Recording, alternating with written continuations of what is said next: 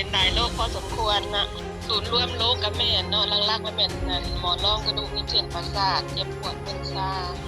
ออกฮอนออกแสบตามมากล้ามเนื้อตามมากระดูกสันหลังนอนบ่หลับเนาะมีก้อนเนื้ออยู่2ก้อนน้ำตาลสะสม68น้ำตาลในเลือด150โรคเกาต์สายตาพร่ามัวหลายโรคพอสมควรนะไตก็อักเสบไขมันหุ่มตับโรคภูมิแพ้นะข้าวเย็นเป็นอันหมอนรองกระดูกนี่นะโคตรทรมานกินยาผ่านมาก็ยาหลวงเนาะยาพื้นเมืองแล้วก็ยาทางออนไลน์เนาะไผว่าหยังก็กำเป็นกินทรมานโคตรทรมานเลยกับยังเป็นหมอนรองกระดูกเส้นประสาทมันสิมึนซาตะเข็ดคอลงไปหาน่องเลยเนาะแบบเบื้องขวานี่มึนบ่คือกันในแต่ละเบื้องนะเบื้องขวาแล้วมึนแบบตื้อๆนะแบบเบื้องซ้ายแล้วมึนแบบไพ่ช็อตประมาณนั้นนะเวลาเฮานอนกลางคืนเนี่ยนอนหงายนอนตะแคงก็บ่ได้ตะแคงซ้ายก็บ่ได้ตะแคงขวาก็บ่ได้ทุกท่านมีแต่นอนหงายเบิดคืนนอนหงายเมื่อคืนเวลาเฮาสิติงเนาะผู้เมื่อมาเวลาเฮาสิติงนี่เฮาต้องมืนตาอยู่เนาะสิติงแนวใดเด้คันแม่นขยับติงแล้วมันตึกขึ้นมาบ่ฮู้ว่ามันเป็นหยังทุกท่านแบบมันแข็งเบิดเลยต้นโตนี่นะแข็งแล้วก็เพื่อสิหมดอีหลังมันแล้วมันก็อ่อนลงมาได้จังได๋พิกคิงแล้วเป็นนั้นมาตลอดมาเลยแล้วก็เปลี่ยนก็ขึ้นย้านขึ้นกลัวเนาะเพราะว่าเคลียร์เฟซไปแล้วไปเห็นอันคลิปของอันคนหนึ่งเนาะแบบเป็นแข็งหมดเลยทุกท่านแล้วสามีเพิ่นอุ้มไปอาบน้ำอุ้มนี่อุ้มนั่นโอ้ยมาคิดตกกังวลตัวเองว่าปรากฏนี่อันนั้นน่ะกูสิเป็นแบบนี้บ่คิดไปคิดมาโอ้ยบ่เป็นบอกตนเองนะบ่ต้องคิดใส่ที่จังซั่นแบบบอกตนเองทันทีเลยนะแล้วก็บ่สนใจเนาะแสนสิว่าสิเป็นอันใดก็อย่าคิดว่า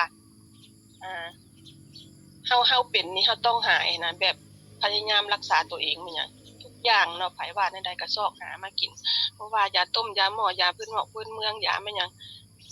ญาติพี่น้องจนหายเนาะว่าคำเปียงหากินไปทั่วทิพย์เนาะเฮาเป็นคนป่วยเฮาเป็นคนเจ็บนะเฮาละอยากดีเนาะทุกท่านเคลียร์โทรศัพท์นี่ก็ซอกหาแต่อันเพิ่นเว้าหยังมาก็คือว่าถูกเบิดกับคำเปียงก็ยังบ่ได้ฮู้ว่าตัวเองเป็นหมอนรองกระดูกเส้นประสาทเนาะไปงอกๆงวยทุกอย่างไปเบิดบัดนี้รถโอ้ยเฮ็ดแนวใดบัดนี้ปรึกษากับสามีเนาะเราไปเฮ็ด MRI ที่ทำมาอัน MRI อยู่เวียงจันทน์นั่นแหละไปเข้าอุโมงค์นั่นแหละเพิ่นก็ว่าหมอนรองกระดูกเส้นประสาทอยู่ L4 L5 L7 L สั่งนั่นคำเปียงก็บ่จื้อละลามขึ้นมาฮอดคอพี่แหละเพิ่นว่าถ้าเฮาว่าไปกดไปนวดมาบ่ช่วงบ่เซาแล้วเพิ่นให้ผ่าตัดเนาะเปล่าค่ะเปียงก็ปรึกษานำญาติพี่น้องเพิ่นก็ว่าบ่ให้ผ่าตัดมันหยังมันต้องมีความเสี่ยงมันหยังอันใดก็แบบประคับประคองไปกินบ้านกินยาไปมันหยังนะคะเลยบ่ได้อันผ่าตัดเนาะมาฮู้จักดินแฮปปี้เนาะก็ย้อนแม่แสงดาราเป็นผู้แนะนำเนาะบ่ได้เชื่อแหละเนาะเบื้องต้นนะคำเปียงก็บ่ได้เชื่อแหละเพราะว่าลองมาหมดแล้วยามันหยังต่างๆก็ได้ถูกก็กินแพงก็กินเนาะเดือนละหมื่นก็ยังได้กินเนาะสั่งมาอยู่กรุงเทพเพิ่นว่าดีแล้วคำเปียงก็อยากดีเนาะเพราะว่ามันโคตรทรมานทุกท่านมันเจ็บมันปวดมันหยังคำเปียงก็อยู่คนเดียวเนาะอยู่กับสามีนั่นแหละว่าลูกเขาก็ออกเงินแล้วเนาะสามีก็ไปการก็นอนห้องนอนไห้อยู่หั่นล่ะเพิ่นมาแต่การแล้วก็บ่ทันลุกอ้าวแม่มึงคือบ่ทันลุกโอ๊ยมื้อนี้ค่อยลุกบ่ได้เจ็บปวดมึนชานักหน่วงมันหยังแหละโคตรทรมานเปรียบเหมือนกับว่าทรมานมาจนว่าเข้า7ปีแล้วทุกท่านเปรียบเหมือนว่าคนตายแบบยังมีลมหายใจประมาณนั้นแหละความเจ็บความปวดความทรมานมีชีวิตแล้วบ่มีชีวาน่ะบัดนี้อยู่ต่อมาแม่แสงกับดาราก็แนะนำว่าโอ๊ยนางเปียงเอ้ยว่าเอื้อยให้กินนั่นโอเมก้า3นี่เอื้อยหาแข็งแรงขึ้นเอื้อยก็ช่วงเช้าเอื้อยก็เจ็บนั่นเจ็บนี่อันนี้ลองกินเบิ่งแม่ว่าประมาณขวดที่3เพราะว่ากระเพาะลำไส้อืดยืงอันคำเปียงหากินหยังก็บ่ได้เนาะแม้แต่ข้าวก็ยังผิดประมาณขวดที่3แล้วรู้สึกว่ากินอาหารการกินได้เนาะ ถือว่าดีขึ้นกินข้าวปลาอาหารก็กินได้บัดนี้นอนหลับดีปกติคำเปียงนอนบ่หลับเนาะเข้า7ปีเนี่ยมีแต่กินอันยาระงับประสาทใส่เนาะ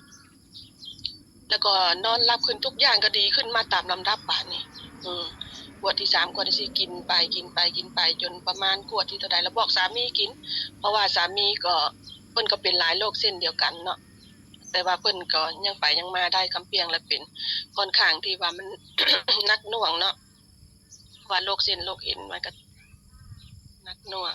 แล้วก็ประมาณกินมานี่ได้5เดือนกว่าแล้วกินโอเมก้า3อะตั้งแต่กินก็เริ่มดีขึ้นมาตามลำดับเลย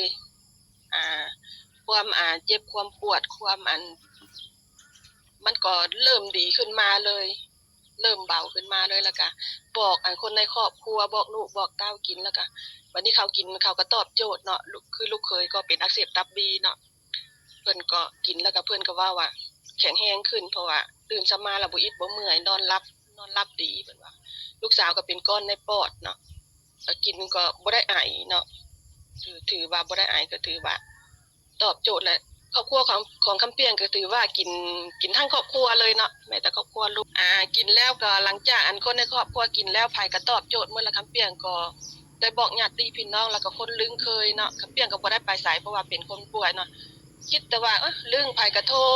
รไปหารถลึงไผก็โทรไปหารถแล้วบัดนี้คำเปียงก็แข็งแรงขึ้นก็ได้ออกตลาดตะลีเนาะขี่รถไฟฟ้าไปแม่นหยังปกติคำเปียงบ่ได้ขยับขยื่นไปทางใดเนาะอยู่แต่นำเพื่อนเพราะว่าไปบ่ได้ก็เลยนี่เขาก็เห็นความแข็งแรงของคำเปียงเนาะถือว่าคำเปียงไปแนะนำคนใดก็เขาก็มีความเชื่อเนาะคำเปียงก็แนะนำโปร800 PV 800 PV บ่ได้เว้าอย่างอื่นอีกนะ สมมุติว่ากินปัวสุขภาพก็เห็นผลไวสมมุติว่าสิทำธุรกิจก็ได้เร็วนะคำเปียงคิดแบบนั้นแล้วก็ได้5เดือนปลายเนาะคำเปียงก็เดี๋ยวนี้ก็ตำแหน่งทางธุรกิจก็อาหารเนาะสามีก็อาหารประมาณนั้น